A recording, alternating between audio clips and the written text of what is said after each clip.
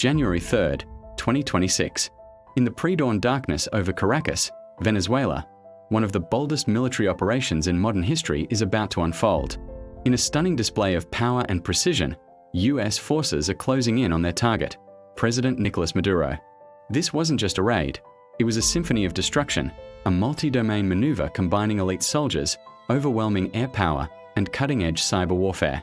Tonight, we are breaking down how it happened. This was Operation Absolute Resolve. For months, US military planners had been meticulously crafting a full-spectrum operation. Air, land, sea, cyber, and intelligence units were all synchronized with three clear objectives. First, neutralize Venezuela's air defenses. Second, insert elite troops directly into Maduro's presidential compound.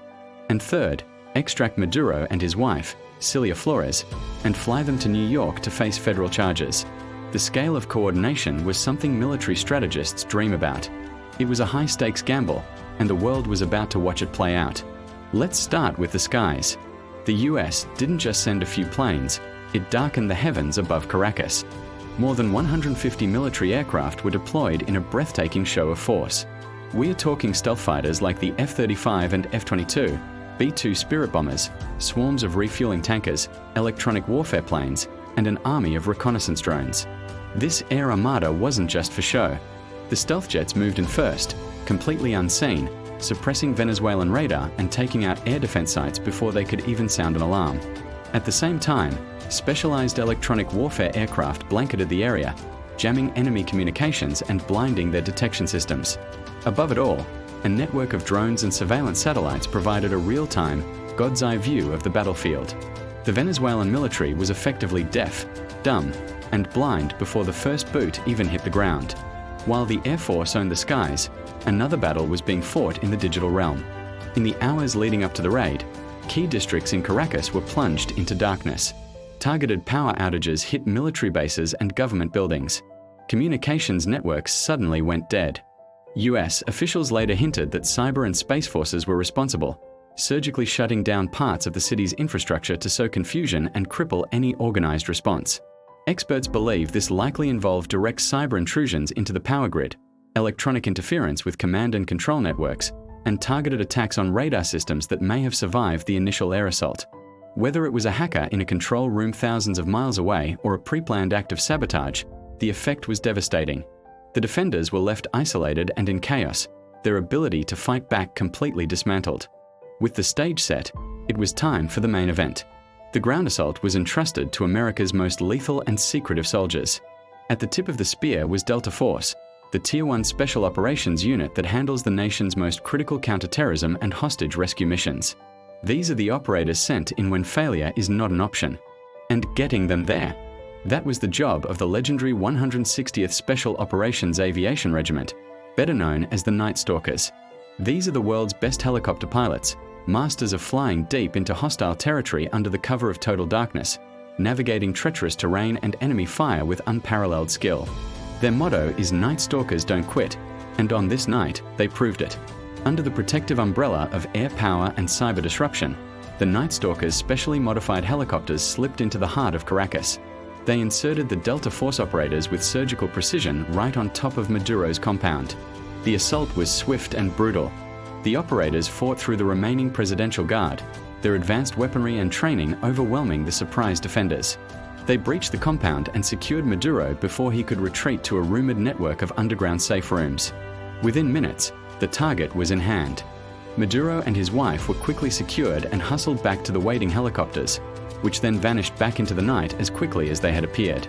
But there's another, more mysterious layer to this story. Some witness accounts from the ground describe bizarre and terrifying phenomena. Venezuelan soldiers reported experiencing sudden, debilitating symptoms, intense nausea, disorientation, and a complete inability to stand or fight, all without a single shot being fired at them. These reports have fueled speculation that US forces may have deployed advanced, non-lethal weapons. We're talking about things straight out of science fiction, high-tech directed energy systems or sonic weapons designed to incapacitate enemy personnel without causing permanent harm.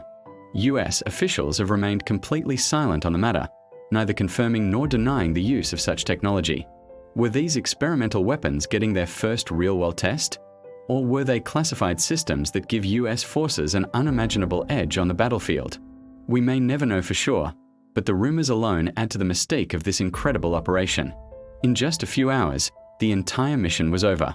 Nicolás Maduro, once the defiant leader of Venezuela, was now a prisoner.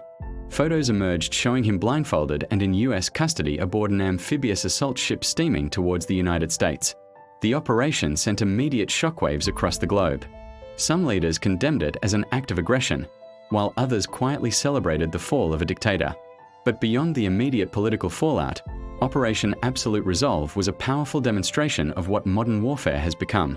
It was a textbook example of a fully integrated, multi-domain conflict. This is a future where cyber warfare is as critical as air superiority, where satellites and drones provide instant intelligence, and where small teams of elite soldiers can achieve strategic objectives that once required entire armies. So why does this all matter? Because this fictional operation gives us a glimpse into the future of conflict. Wars may no longer be fought with massive tank columns and trench lines. Instead, they will be lightning fast, surgical, and technologically driven. They'll be won and lost in cyberspace, in the electromagnetic spectrum, and in the shadows where elite operators do their work. The capture of Maduro, though a fictional scenario, serves as a stark message. The nature of power is changing. In showcasing these integrated capabilities, a nation like the US could make any potential adversary think twice before challenging its interests. This operation wasn't just about capturing one man, it was about demonstrating a new level of military dominance for the 21st century. What do you think about all this? Is this integrated, high-tech approach a new and more effective era of warfare? Or does it set a dangerous precedent for future international relations? Let us know your thoughts down in the comments.